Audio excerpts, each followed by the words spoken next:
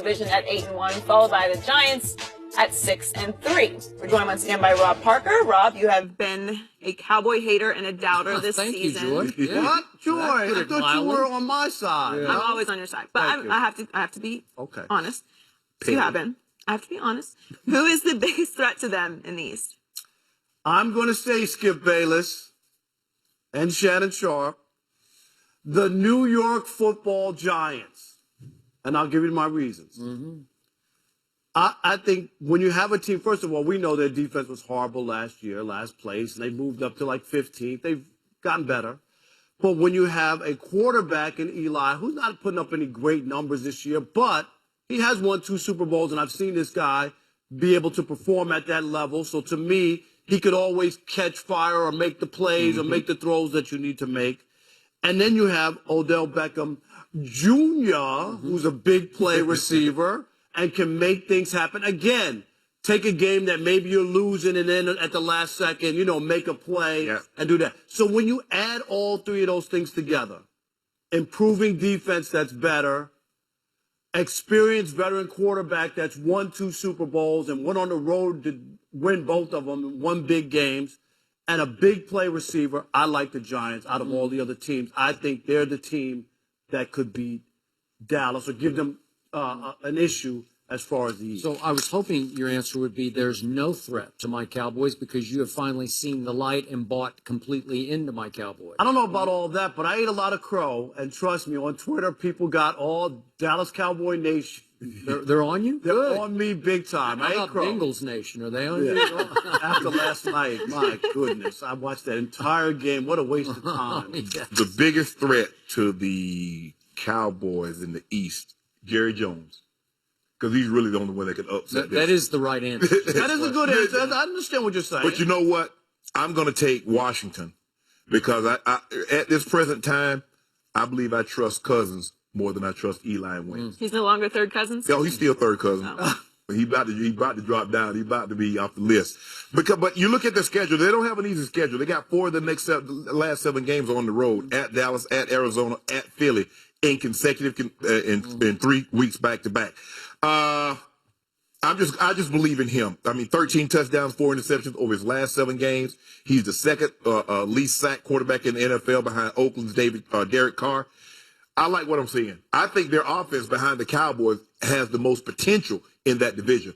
But because the Cowboys' offensive line and they can just control the ball with Ezekiel and Dak is not making mistakes, they only have really one big play receiver in Dez. But if you look at the Arizona's offense, the Washington offense, they're third in NFL yards per play. So they have big play capability. He's doing a great job of taking care of the football. They protect him. I think they pose a threat, but that schedule, though, is daunting. You got to admit that. But let's be real. Unless Jerry messes this up, nobody's catching the Cowboys. Thank you very much. And I am going to be realistic here. And yet this is conditional on one huge condition, that Dak Prescott is a starting quarterback the rest of the way. Because I'm going to give you the final records of all 4 teams.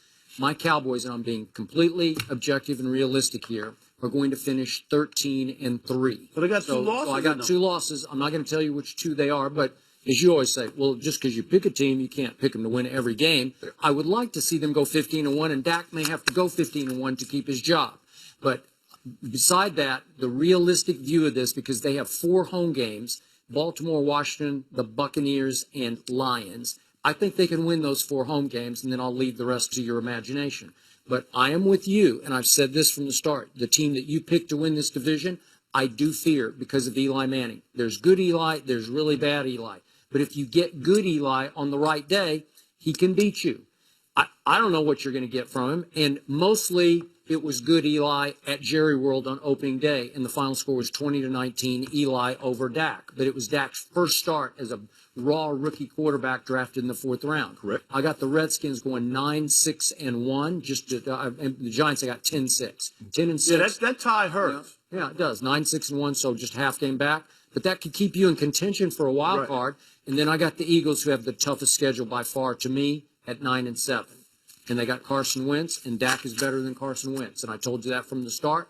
I don't trust Carson Wentz nearly as much as I do even Cousins or Eli. He started so well, though, He did. and I saw him when he lost his first game in Detroit, and he had, he was Played well unfortunate. in He played well, and then all of a sudden, they had a fumble, and then the next play, when they got the ball back, he threw a pick down the field, so they wound up losing the game. But I thought he was going to be better than At this point. Yeah, He instead fell of- back to earth. Right, he's Dak come back. ascended. Absolutely. Oh, my. That's what happened. Thank you. This joker here. Are they That going was to win the good. Super Bowl with Nailed all the Cowboy talk? Can you step out here on the Super Bowl? with No, that? they're going to lose to Tom Brady. It's okay. There's no shame in that. There's no shame. Tom Brady's I've winning the summed it Super up Bowl for again? you. It's over. You don't even need to watch anymore. Tom Brady beats Dak Prescott in the Super Bowl. You're still not buying into the Cowboys? Seattle. He's starting Not to even a bomb. little No, bit. no, We got a little the bit. I got to admit, a little bit. I can't when they beat the Steelers and The Steelers defense. I know. I can catch like 5 passes right now on the You Steelers might. defense.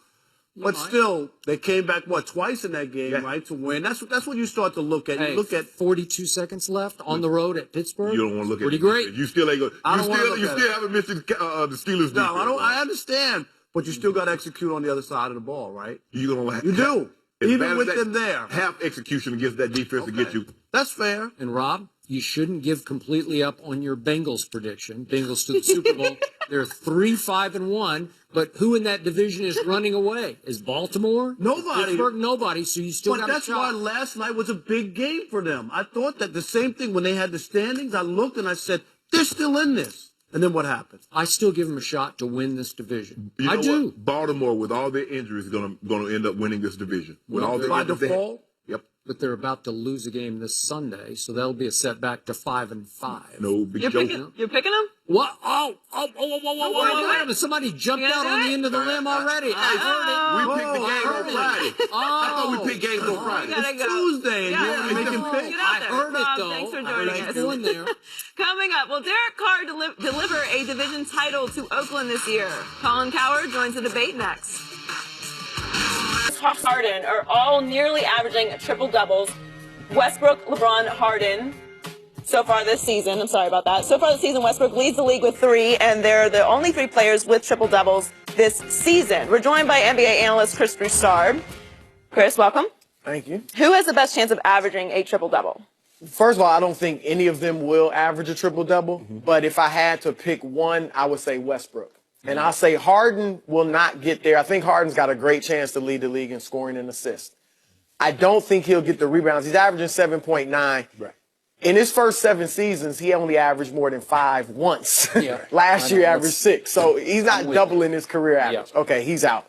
LeBron at about 23 points, 9 assists, 9 rebounds. almost 9 rebounds. We talked about it last week. The rebounds, Kevin Love is at 10. Tristan Thompson is at over 9. They're too good of rebounders on his team for him to get 10 a game. Right. If he set out to average a triple-double and just that was his goal, I think he could do it. Right. But it would literally ruin their team for him to go out and try to grab more than 10 rebounds a game because you would literally be taking rebounds from Love and Tristan. Even the assist, I think LeBron will be at 8 or 9 for the season. I don't think he handles it enough. As much as he handles it, he's a point forward, not a point guard. I don't think he has it enough. Certainly not like Harden and Westbrook to average 10. Westbrook, Steven Adams is at 8 rebounds a game. Enes Kanter only plays 19 minutes a game. He gets you 7. So there's no great rebounder in front of Westbrook he can get all the rebounds he wants. And they need him to do everything. So I think he's got a shot. The last 3 games, he's actually averaged a triple-double, like 32 points, 13 rebounds, 11 assists. So I go with Westbrook. I co-sign everything you said. I think LeBron won't, for the simple fact, although he does handle the ball 80% of the time, Kyrie handles the other 20. Yep. So Kyrie will get some of the assists that LeBron would get if he dominated the ball the entirety of the time. Like those two. Yes, Really. and I agree. And for that reason, I'm going Westbrook also because the only great rebounder is Steven Adams. The other guys, Sabonis, he's a young guy. He doesn't play enough minutes. Cantor doesn't play enough minutes. You need to play, to average double-digit rebounds, you probably need to average around 25, 30 minutes a game. To get those amount of rebounds. And James Harden, I believe James Harden, what he's doing, he makes it look easier than what Russell Westbrook does. Yes, he makes good getting point. 30 points and 12 rebounds. You look up, you like, the dude got 23 points and 10 rebounds in the first quarter. You're like, how did that happen? He's very smooth. Rebounds or assists? I mean, assists. Yeah. I'm saying, yeah, but he I makes getting a double-double as easy as I've ever seen it. I mean, I think he's the MVP right now. It's early out. he makes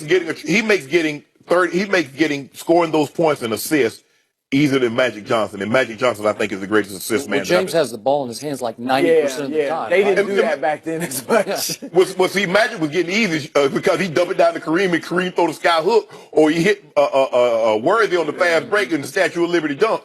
But I agree. I don't think any of these guys, because night in and night out, to be able to exert, because you got to exert a lot of energy, because a lot of those rebounds are loose balls. Yeah. So that means you're going to have to go extra hard to get that, and then at some point that will catch up with you. So I don't think any of them would do it. But if you hold my feet to the fire and said you got to pick one, I'll take Russell. I predicted before the year started, Russell would average a triple-double, and I'm going to stick with it because I've never seen anything like him. Energy-wise, I'm not sure his body can take the beating that it takes every night. He got 15 rebounds last night. I know they got blown out, but he got 15 rebounds, and a lot of them are sort of loose balls or just like 50-50 balls. Right. And he will just out-jump and out-scrap people who are bigger than him for these rebounds because he just wants the ball worse than the other guy does. And yet, you made the point last on the show. How can he average 10-plus rebounds a game? Because he's, what do we give him, 6'3"? Yeah. Like it's impossible, but he keeps doing it. And what's disappointed me so far is Steven Adams, and maybe you can explain this to me. I watch him a lot. I watched him last night. They got smoked in Detroit. It was an odd team. Remember, Oklahoma City was back-to-back. Yeah. They were playing back-to-back on the road. But there was no Drummond and no Reggie Jackson, obviously, in Detroit. So it was a bad loss for Oklahoma City, and I didn't like that. They have some big wins because they won at the Clip. They're the only team now that have beaten the Clippers, right, so far? Yep. Okay, so something's wrong with Steven Adams to me. I can't figure out because his shooting percentage has dropped 10 points from last year. He's making 10% fewer of his shots, and it's hurting Russell's assists because what Russell got going with down the stretch last year was, I'm going to attack, I'm going to bring two to me, and I'm just going to leave it on the floor for Cantor or Adams just to basically dunk it And for some reason, Steven Adams isn't cashing enough of Russell's assists. And so Russell's stuck on 9 assists when I thought they'd be like 12 or 13 a game, which he was more capable of last year. And I don't know what's wrong with Steven Adams. He had this guy, Kevin Durant, there, too. Yeah. Giving him 3 or 4 or 5 easy assists. I just think for Adams, it's, now more is expected. I mean, and not only was Westbrook creating shots for him last year, but so was Durant. And the attention that was But didn't you think in the Durant. playoffs, Steven Adams arrived to He did arrive, but he is what he is. Like when you start, it's like Jeremy Lin. Jeremy Lin's a nice little player. But when you start thinking he's at this level, that's when you get disappointed. Adams is really good, but he's not like an elite level. I don't believe he's an elite level center. I think he's showing that. I wanted to say this about the triple-double because Oscar Robertson, as we all know, the only player to ever do it, 1961-62. It's interesting. If you take his first 5 seasons as one season, that's 384 games, he averaged a triple-double. Because there were years we had like 9.9 assists, and then he'd have 11 assists another year. So overall, it averages a triple-double for 5 years. But this is why no player, I don't believe, will average a triple-double anytime soon. When Oscar averaged a triple-double, teams averaged 108 shots a game. Now they average 85. So that's 23 more shots for each. That's 46 more shots per game. And then they shot a lower percentage, 42% versus 45% now. So there were actually teams averaged 71 rebounds back then in 1960. Why was that? Because they shot so much and missed so So it was much. just pure run and gun. Yeah, it was pure up and down. So they averaged 71 rebounds per team. This year, they averaged 44.